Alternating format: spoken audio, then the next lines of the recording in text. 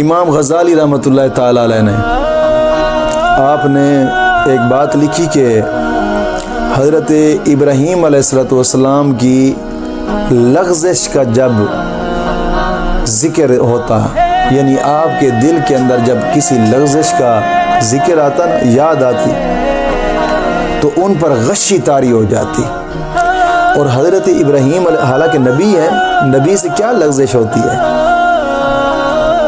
کوئی لغزش نہیں ہوتی، لیکن ان کے دل کے اندر تھوڑا سا اس طرح کا خیال آتا نا،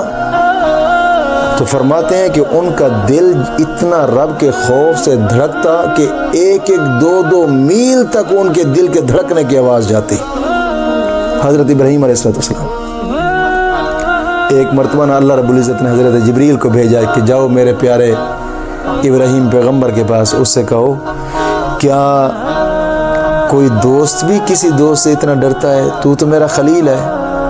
بہت پیارا دوست ہے،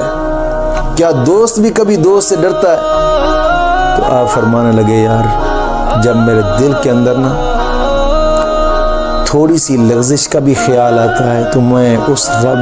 رب سے بہت ڈرتا ہوں، میرا دل کی دھڑکن اس لیے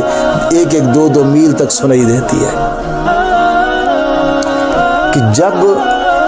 رب کے پیغمبر، انبیاء، صالحین، نیک لوگوں کا یہ حال ہے کہ جب وہ اپنے رب کا ڈر دل میں رکھتے ہیں، یہ حال ہوتا ہے ان کے ساتھ۔